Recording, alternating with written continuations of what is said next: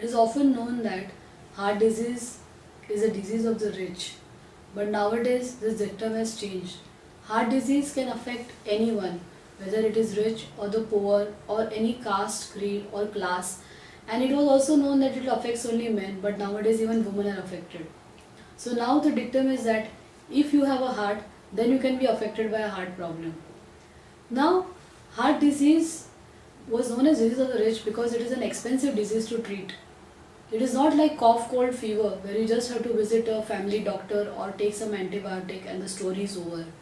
It is a chronic ailment and it is a lifelong problem. Even if you diagnose a heart problem, after that, lifelong medications have to be taken. There are certain cases where the chest pain does not respond to medicines or the blockages are very severe. The patient have to undertake various kind of tests, angiographies or even surgeries. So let me explain to you the different tests which are done and what are the financial implications in handling this disease, which is also very important, because as we plan for everything in life, one should also plan for fatal diseases which can happen, and heart disease and cancer are two fatal diseases in the modern times which are life threatening and can come at any age to any person. Let us begin with the consultations. The cardiologist consultations fees could vary from 500 to 2000 depending on the clinics or the hospitals. The various cardiac health checkups can vary from, like a stress test could cost you around 1000 to 1500, a 2D echo also in the range of 1000 to 2000 depending on the clinics or the hospitals. Angiography's cost varies between almost 8000 to 15000 to 25000 depending on the hospital, doctor and the class of beds which you choose. The surgeries, the cost also varies from the hospital and the surgeon you choose. It could be as low as 1.5 lakhs in government or a charitable hospital to almost 10 to 15 lakhs in a big institute with a reputed doctor.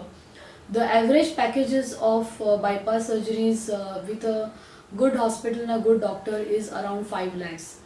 Angioplasty can also vary depending on the kind of stent which you use. The average cost varies between 3 to 5 lakhs.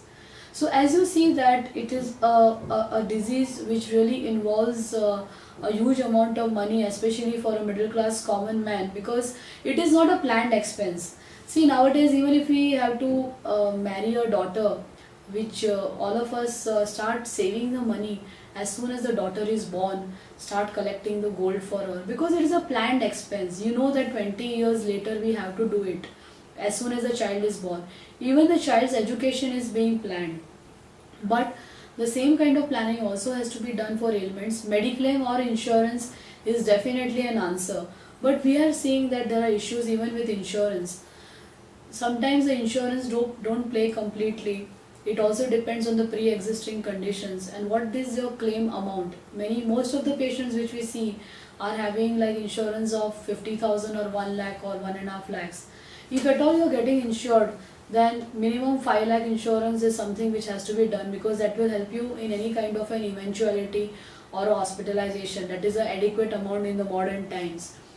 Coming to the non-invasive treatment which we offer at IPC, we have always been consistent in providing cost-effective quality services.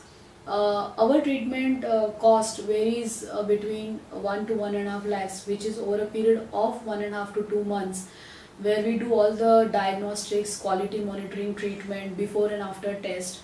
So the non-invasive treatment options become cost effective and there are no complications and they are fixed, because the problem with the hospitals is that though the packages are given, but if the cases are complicated, most of the times patients land up staying in the hospital for a period of 1 month or 15 days to 1 month if there are complications, and the cost of the surgery increases, and that nobody can predict.